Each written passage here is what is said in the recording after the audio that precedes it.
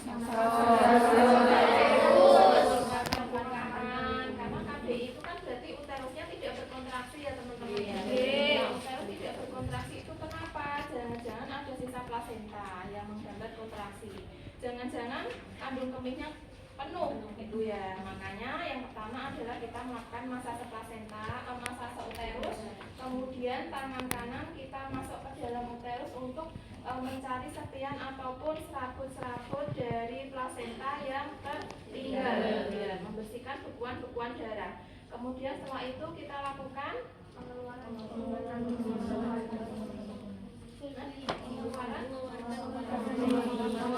kandung kemih. Sebelum dikosongkan kandung kemih, oke, pulpa hijin, mengosongkan kandung kemih. Kemudian kita lakukan ganti handscoon ya, ganti handscoon menggunakan handscoon yang panjang. Baru kita lakukan KBI. Seperti itu langkah-langkahnya. Secara garis besar kita harus paham terlebih dahulu ya. Untuk KBI juga sama, karena KBI berada di luar, maka tidak perlu untuk ganti handscoon. KBI itu kan lanjutan dari KBI ya. Jadi step-stepnya juga sama, karena di awal adalah yang KBI. Yuk dibaca yang nomor awal apa? Sikap. Oke. Selamat pagi Ibu. Benar ya dengan Ibu Siti ya. Rumahnya Kunduran ya. Usianya 27 tahun. Perkenalkan Ibu, dengan saya Bidan Anja saat ini yang sedang bertugas pada pagi hari ini. Ibu, karena Ibu ini sedang mengalami perdarahan karena tadi sudah melahirkan. Nah, ini saya akan melakukan tindakan untuk menghentikan perdarahan. Tindakannya nanti tangan saya akan masuk ke dalam rahim Ibu untuk menghentikan perdarahan. Kurang lebih untuk tindakannya 10 menit Ibu. Apakah Ibu bersedia? Nah, seperti itu. Jadi misalnya, Bu, saya akan melakukan KBI, saya akan melakukan KBE, ora paham pasien ini. Nah, Ibu nanti selama saya memasukkan tangan ke dalam rahim Ibu, kemungkinan rasanya akan sakit sedikit, nggak apa-apa ya Bu ya. Yang penting nanti perdarahannya bisa berhenti. Itu diinformasikan seperti itu. Gitu. Terus setelah itu, nah itu kan sudah serangkaian tadi ya teman-teman ya. Sebelumnya saya tutup dulu pintunya ya Bu ya. Saya tutup dulu tirainya ya Bu ya. Nah itu juga penting, menjaga privasi dari klien. Kemudian izinkan saya untuk mempersiapkan peralatannya. Terus yang pertama kita harus ngapain? Kalau alatnya sudah siap nih ya, alatnya kita cek dulu gitu. Apa saja toh yang harus digunakan? Ya berarti ada handscoon, kemudian ada kasa, kemudian ada kateter, kemudian ada kapas, kemudian ada bengkok, kemudian ada APD, kemudian ada apa lagi? Larutan klorin. Terus setelah dicek-cek alatnya, harus ngapain? Melakukan pemasangan APD. Untuk pemasangan APD kita harus ngapain dulu sebelumnya? Cuci tangan. Nah, cuci tangan menggunakan berapa langkah? Coba Mbak Sinta, ayo maju cuci tangan 6 langkah. Gimana caranya?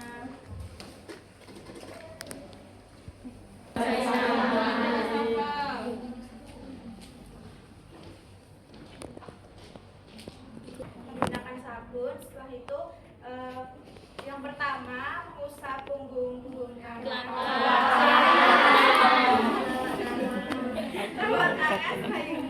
punggung tangan. Setelah itu jari-jari, Sela-sela jari. Setelah itu ujung jari seperti jempol. Setelah itu buku-buku jari. buku-buku jari. Kedua Kudune buku-buku jari sih. jari telapak tangan. Setelah itu dibilas.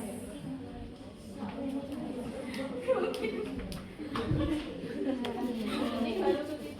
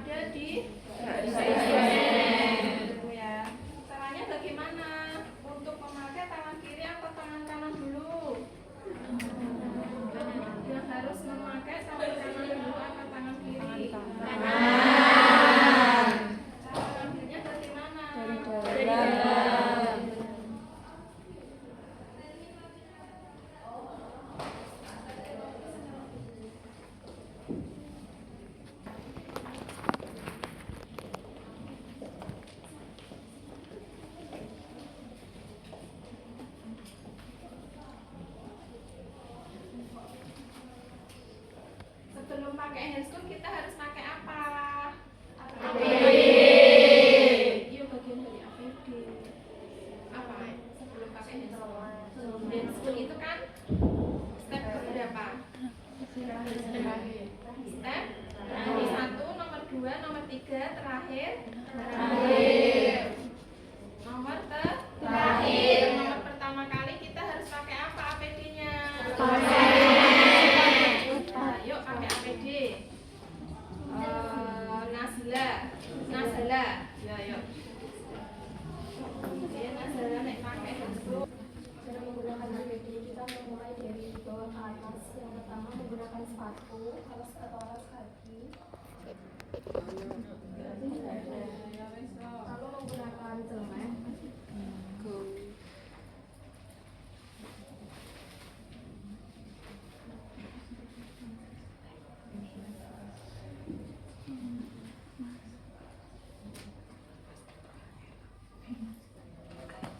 Nah, kadang ketika ujian menggunakan celemek aja bingung. Kalau pas ujian menggunakan celemek bingung berarti enggak praktek beneran itu.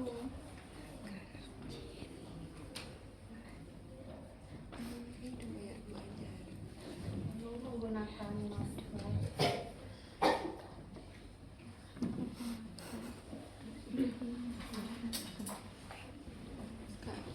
Tofi mbak.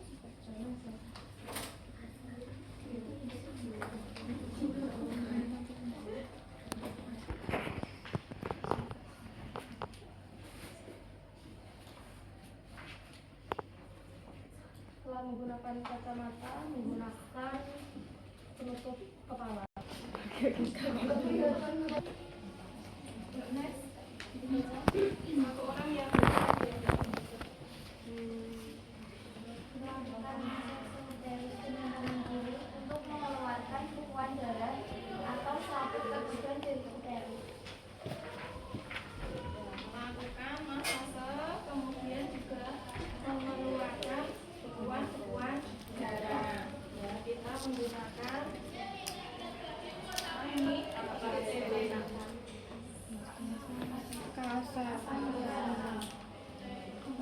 tangan kiri melakukan masase, tangan kanan kita masuk ya di sela-sela vagina, kemudian sambil kita lakukan eksplorasi. Ya, kita mengeksplorasi apakah ada serpihan, kemudian bongkahan-bongkahan darah, ya. Nah, kita keluarkan ya. Jangan lupa walaupun di sini ditaruh apa namanya ini perlah, tapi tetap disiapkan agar apa darahnya ataupun bekuan darahnya ataupun stolselnya itu tidak keceteran. Itu ya. Oke, setelah bersih semua gitu ya, setelah serpihan-serpihannya, stolselnya sudah bersih, lalu apa yang harus kita lakukan? Mengosongkan kandung ini. Tapi sebelum itu kita lakukan vulvarizing. Kalau misalkan ada asisten, maka asisten yang akan mengambilkan. Ya. Ada dua cara ya ketika kita mau melakukan vulvarizing. Ya. Nah, ini kan tadi kita melakukan eksplorasi. Ketika sarung tangannya ini kotor, maka diganti. Tapi bila sarung tangannya tidak kotor, next kita lakukan vulvarizing ya. Ketika kotor diganti, ketika masih bersih, belum ada darahnya, gitu ya, kita lanjut ke vulvarizing. Nah, untuk vulvarizing itu ada 5 usapan, ya kan? 5 usapan. Boleh kita langsung pegang 5, gitu ya, biar yang ini itu tidak terkontaminasi darah dan kotoran. Bisa juga tetap kita letakkan di sini, tapi kita itu hanya menyediakan 5 atau mungkin 6, jadi dipaske. Nah, setelah itu walaupun ada 1-2 yang belum tergunakan, wis langsung dibuang aja, karena ini nanti kan kita nggak tahu mau kena kotoran, darah dan sebagainya. Gitu ya teman-teman ya. Ojo terus iki kapas penuh gitu ya, langsung ambil lagi. Nah, ini akan tercemar gitu ya. Nah, ini saya menggunakan 6 kapas. Ketika melakukan vulva hijin, tangan kiri bagaimana? Membuka. Ya, tangan kiri adalah membuka bagian vulva, gitu ya. Kemudian yang harus dibasuh dulu adalah vulva yang mana? Diusap. Yang terdekat, terjauh.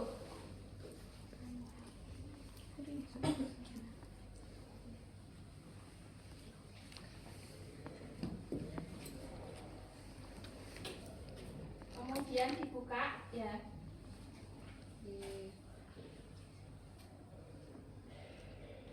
Terus dari vestibulum sampai ke anus. Ya. Terus perhatikan ya, ini kan melerek gitu ya. Nah, tapi dalam kenyataannya kalian juga harus memperhatikan safety-nya. Jangan sampai ini kan karena tempatnya tidak memungkinkan ya. Jangan sampai ini melerek.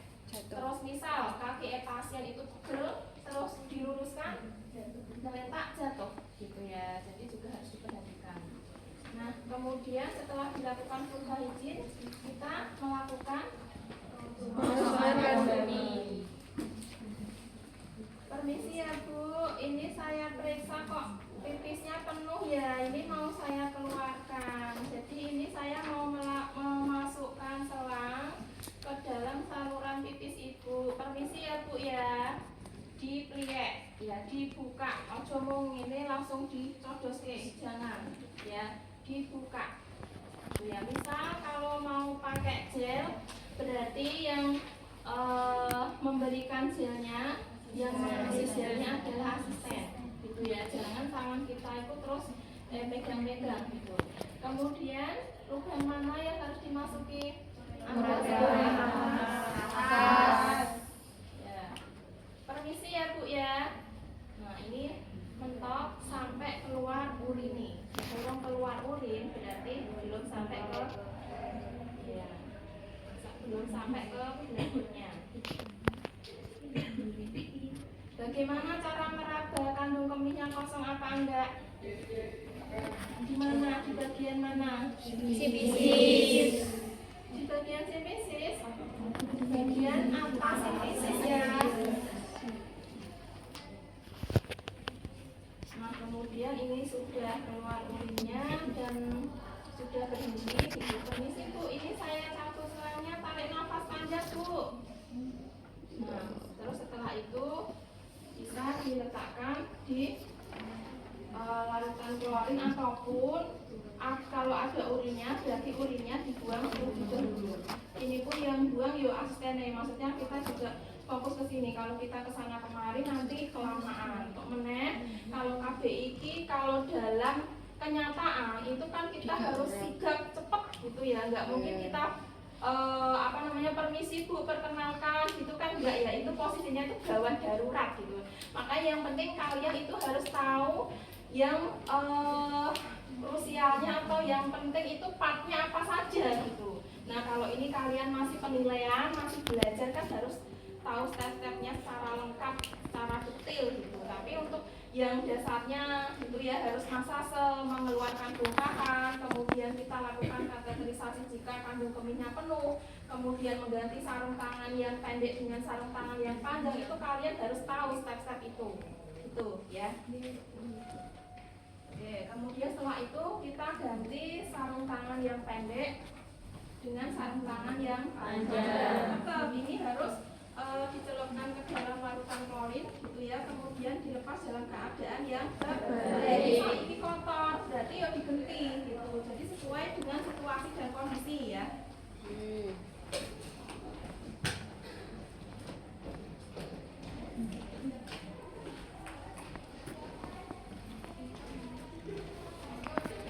Nah, pakai ini tuh juga nggak gampang. Misal kalian nggak pernah mencoba, lalu alatnya aja terbatas Bu ya, terbatas, memang terbatas. Tapi kan ada waktunya, mosok yo dinonton ya dulu. Mau siji tok apa mau sak kelompok kok kan ya. Enggak mungkin kan gitu ya teman-teman ya. Nah, setelah itu kita memakai sarung tangan panjang terus memasukkan tangan secara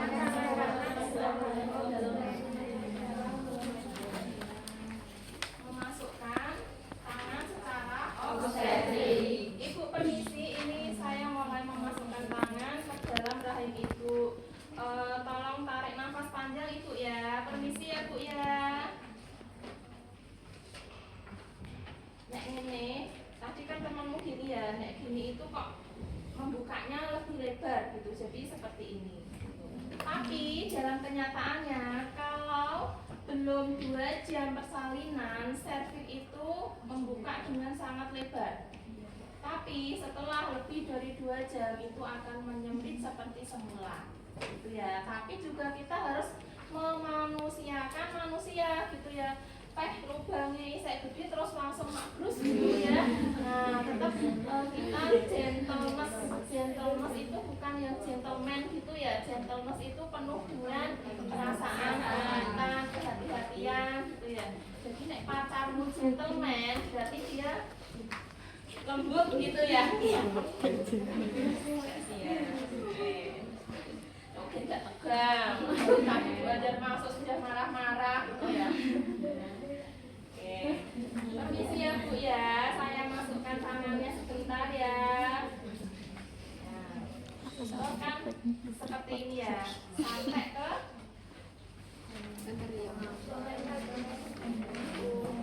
masuk sampai ke mana? Kornik anterior itu mana? Di daerah mana? Bukan bahunya.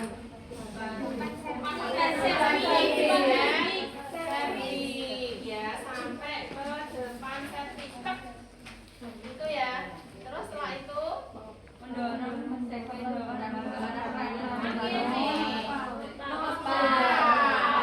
kan. Terus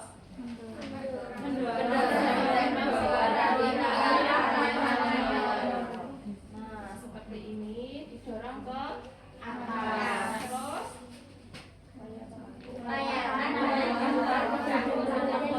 tangan kiri ya, tangan kiri itu kita harus mempalpasi, menemukan fundus ya, kita harus menemukan fundus terlebih dahulu. Nah, dipalpasi. Nah, setelah itu ini kan uterusnya tidur, maka kita bangunkan karena kita harus mencengkeram sebanyak mungkin daerah korpus uteri. Dari tidur, plek, bisa seperti ini kayak dijegul gitu ya. Kan gini ya. Nah, ini kan perut. Nah, nek tidur ini kan tidur. Ya otomatis dijegul biar ini bangun ya, biar kita bisa mencengkeram sebanyak mungkin korpus. Agar apa? Kita bisa melakukan kompresi ya. Nah, ini tangan kanannya itu berada di dalam, tangan kirinya itu berada di luar dan saling menyatu ya, saling menyatu, disatukan seperti ini. Karena kita harus mengompres biar perdarahannya itu hilang, berhenti. Kemudian setelah kita lakukan kompresi selama berapa menit? 5 menit. Kita cek ya tangan kita yang kanan berhenti untuk mengepal, rileks gitu ya, tapi jangan dikeluarkan. Kemudian kita lakukan evaluasi apakah sudah terjadi kontraksi apa belum ya. Kita evaluasi apakah uterusnya sudah mengeras. Piye carane? Ya, bisa kita raba dari dalam itu ya. Nah, kenceng apa ora ya, kan kalau kontraksi itu kenceng apa enggak gitu ya. Kemudian kita lihat juga apakah masih terjadi perdarahan atau enggak. Gitu. Terus setelah itu ketika tidak terjadi perdarahan, uterusnya sudah mengeras ataupun kontraksi, kita lakukan kompresi kembali selama berapa menit? 2 menit. Selama 2 menit. Gitu ya. Selama 2 menit sudah baik gitu ya, sudah berkontraksi keras, kemudian perdarahannya tidak keluar gitu ya. Kemudian tangan kita yang mengepal, maka kita keluarkan. Oke, tangan kita rileks dulu, kemudian keluar ya. Keluarnya orang langsung makrus gitu ya, tetap ya. Keluar perlahan-lahan secara observasi gitu. Dari sini apakah ada yang ingin ditanyakan? Paham ya? Tentang teknik-teknik sudah selesai semua.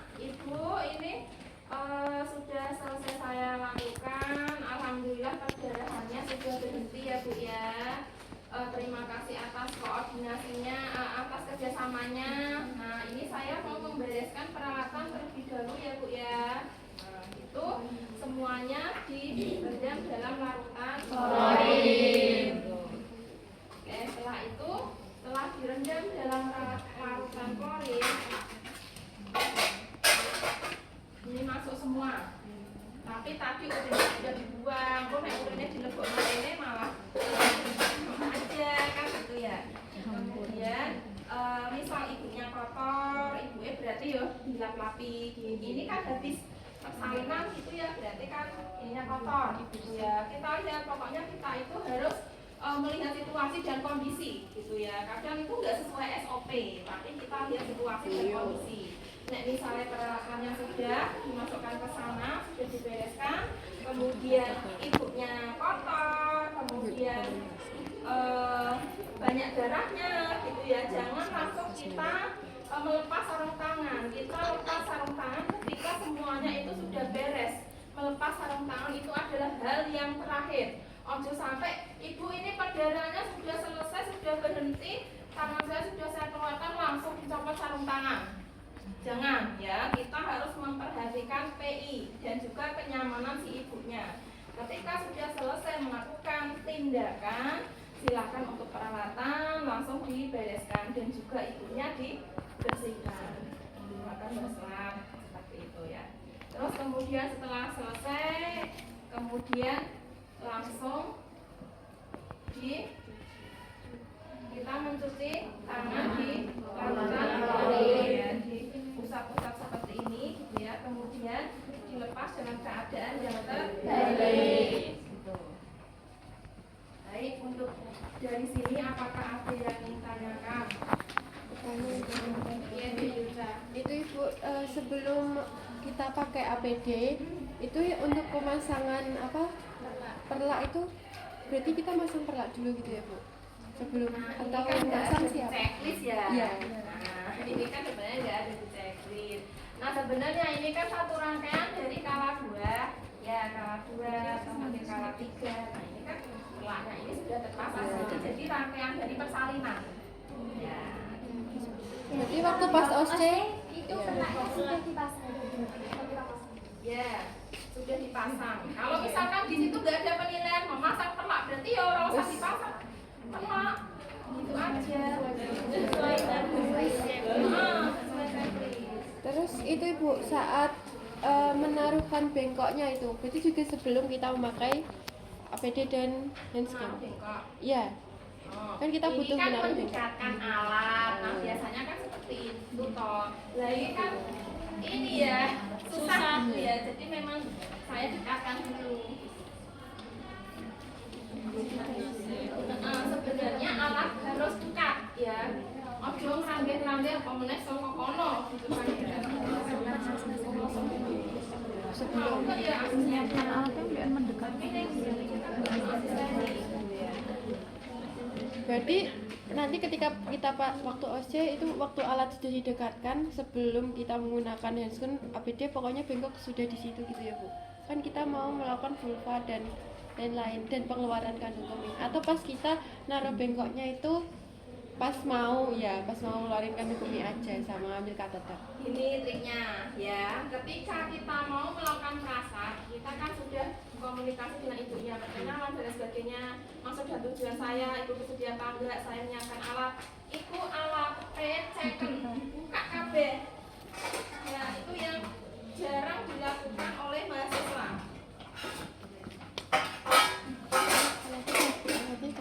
Kan ini ya, ini orang berantakan kayak ini ya. Nah, kan gini dek ya, ada bak instrumen, bengkok mesti ditelungkupkan. Nah, ketika kita mau mempersiapkan alat, buka IKBD. Oh, wis ono sarung tangan, oh wis ono kateter, oh wis ono kasa misalkan seperti itu. Bengkoknya yang dibuka. Alatnya didekatkan sak troline. Gitu. Ya. Apapun itu, alatnya diperiksa sing wis opo. Kemudian apabila kok belum wis langsung tanpa kata-kata wis langsung misal kok orang ono sarung tangan gitu ya, wis langsung diambil diletakkan di sini, bukan kalian nanti pas mau pasang diambil neng kene, bukan, salah itu. Tapi kita harus cek alatnya dulu lengkap apa enggak, buka IKB. Misal kurang ono handscoon, silahkan cari handscoon kemudian diletakkan buka instrumen. Gitu. Semisal Terus ditingkatkan. ya Privacy orang jangan lupa. jawab ya pertanyaan. PI walaupun neng Berarti teknis ke maksudnya ono membereskan peralatan, tapi di sini biasanya dan sering karena mungkin nyiapno alat kan wis perkenalan dan lain-lain jadi mesti saya menyiapkan yang langsung dilengkapi tidak no kabeh instrumen terus dilengkapi kayak OC itu semua perasaan pasti ada penilaian perilaku. Ya salah satunya termasuk PI, menjaga privacy. Kalau OC itu nggak pakai checklist A sampai Z itu nggak secara garis besarnya. Tapi kalau OSKA memang dari awal sampai akhir. Terus Pak informasi ya, kita angkatan ini atau adik itu nanti OC-nya nasional. Kalau yang kakak tingkat kalian itu kan OC-nya masih tingkat prodi gitu ya. Remedinya ya kan prodi. Nah kalau tingkat nasional, remedi